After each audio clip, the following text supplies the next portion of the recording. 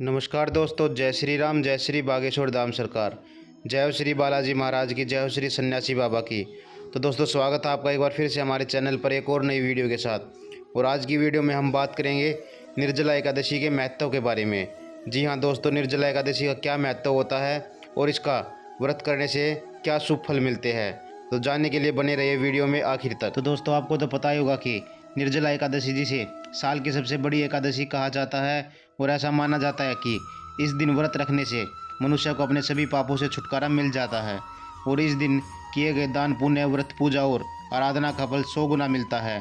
तो 2023 में महा एकादशी का पर्व किस दिन है, साथ ही इसका शुभ मुहूर्त क्या है, निर्जला एकादशी में किस देवता की पूजा की जाती है और इसकी पूजन विधि किस प्रकार होती है, साथ ही निर्जला एकादशी वाले दिन ऐसी कौन सी चीज़ें होती है जिनको अगर हम दान करते हैं तो हमारे सभी जन्मों के पाप खत्म हो जाते हैं, और साथ ही ये व्रत करके हम अपने जीवन को भी सुधार सकते हैं। तो और एक साल की सभी एकादशियों का फल एक बार में ही प्राप्त कर सकते हैं। तो दोस्तों, इसी समस्या का समाधान किया हमारे बागेश्वर धाम सरकार के गुरुदेव पंडित धीरेन्द्र कृष्ण शास्त्री जी ने। उन्होंने अपने भक्तों को बताया कि एकादशी वाले दिन केवल यह 100 रुपये की चीज़ अगर आप दान कर देते हैं तो आपको महान पुण्य की प्राप्ति होती है और सभी एकादशियों के व्रत का फल भी आपको मिलता रहता है। तो जानिए आखिर कौन सी वो ऐसी चीज़ है जिसे बागेश्वर धाम सरकार ने दान करने के लिए बोला है।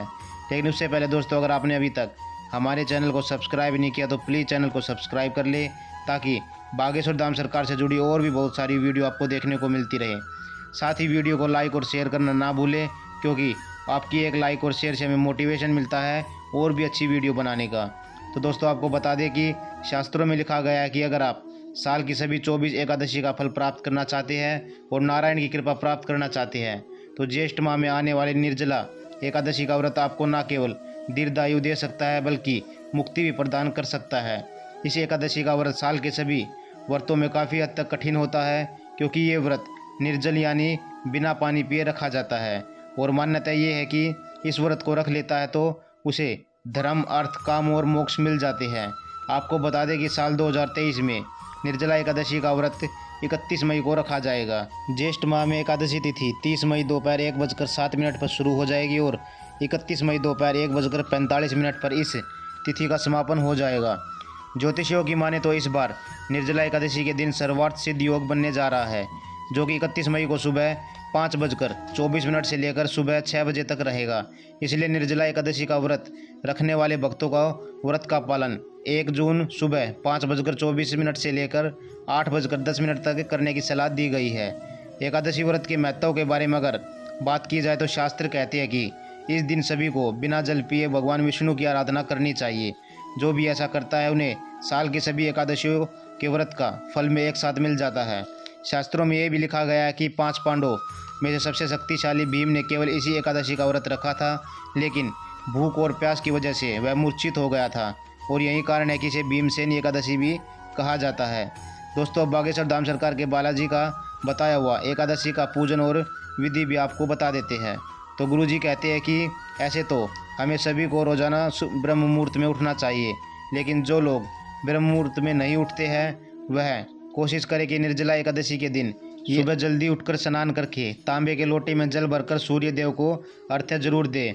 और इस दिन सभी को पीले रंग के वस्त्र पहनने चाहिए, नारायण की पूजा करनी चाहिए। इसी के साथ जो लोग व्रत रहने वाले हैं उन्हें नारायण के सामने व्रत का संकल्प भी करना चाहिए। भगवान विष्णु को पीले फूल, पंचामृत और तुलसी दल अर्पित करने चाहिए। लेकिन एक बात का खास ख्याल रखें कि एकादशी वाले दिन तुलसी को तोड़ना महापाप माना जाता है, इसलिए आप एकादशी के से पहले ही तुलसी तोड़कर अपने पास रख ले। एकादशी वाले दिन ना तो तुलसी पर जल चढ़ाना चाहिए साथ ही और ना ही तुलसी माता को स्पर्श करना चाहिए। इस दिन नारायण और लक्ष्मी के साथ में पूजा होती है, इसलिए सभी को लक्ष्मी नारायण के मंत्रों का जाप करना चाहिए। अगर आपने व्रत का संकल्प लिया है तो सूरज ढलने तक जल त्याग कर देना चाहिए। इसी के साथ इस व्रत में अन्न ग्रहण, फलाहार भी नहीं किया जाता है। इसके बाद द्वादशी तिथि को स्नान आदि करने के बाद नारायण का पूजन करें। उसी के बाद जल और अन्न ग्रहण करके व्रत का पालन किया जाता है। इसी के साथ आपको यह भी बता दें कि बागेश्वर धाम सरकार के बालाजी सरकार ने निर्जला एकादशी को कौन सी खास वस्तुएं दान करने की सलाह अपने भक्तों को दी है। तो दोस्तों, गुरुजी कहते हैं कि एक बार महर्षि वेदव्यास ने पांडवों को निर्जला एकादशी का महत्व बताया। उनसे एकादशी व्रत रखने को कहा। महर्षि वेदव्यास ने बताया कि निर्जला एकादशी कि सभी एकादशियों का फल प्राप्त होता है।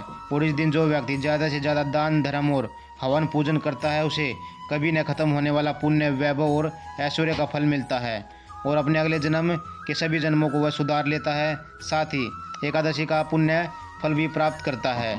इस दिन जल का विशेष महत्व होता है क्योंकि यह एकादशी ज्येष्ठ मास में आती है और इस समय वातावरण में भयंकर गर्मी होती है। सूर्य अपनी पूरी ऊर्जा के साथ धरती पर उष्णता देता है, इसलिए जो वस्तु तासीर में शीतलता प्रदान करती है, अगर ऐसी वस्तुओं का दान किया जाए तो वह सबसे ज़्यादा पुण्य माना जाता है।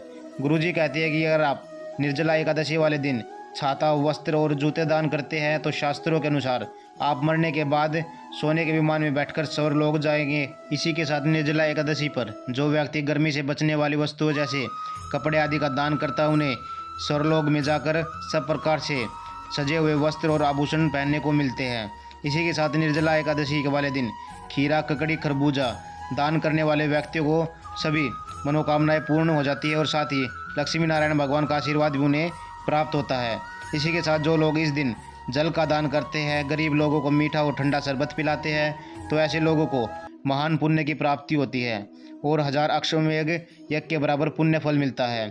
दोस्तों, गुरुजी कहते हैं कि निर्जला एकादशी वाले दिन गाय की सेवा करना भी आपके लिए फ़ायदेमंद हो सकता है। इस दिन शास्त्रों के अनुसार गाय को बिना नमक की रोटी गुड़ के साथ खिलाना चाहिए और ऐसा करने से इंसान को उसके सभी पापों से मुक्ति मिल जाती है, उसे धन, दौलत और ऐश्वर्य मिलता है।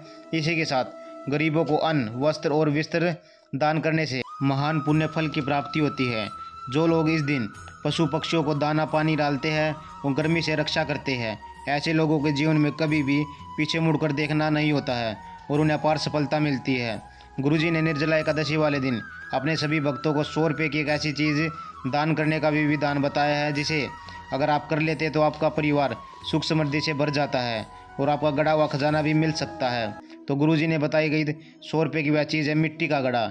जी हाँ दोस्तों, गुरुजी कहते हैं कि निर्जला एकादशी वाले दिन अगर आप एक मिट्टी का घड़ा लेकर उसमें पानी या मीठा शरबत भरकर दान करते हैं तो ऐसा करने से आपको धन प्राप्ति के योग बनने शुरू हो जाएंगे। तो आपको बता दें कि ऐसा करने से आपकी सभी मनोकामनाएं पूरी हो जाती है। लेकिन एक बात का हमेशा ध्यान रखना चाहिए कि आप जो भी दान करें उसके बारे में बाकी लोगों को पता नहीं चलना चाहिए और हमेशा निस्वार्थ भाव से ही दान करना चाहिए। तो दोस्तों, आज की वीडियो में बस इतना ही। वीडियो आपको कैसी लगी कमेंट बॉक्स में ज़रूर बताइएगा।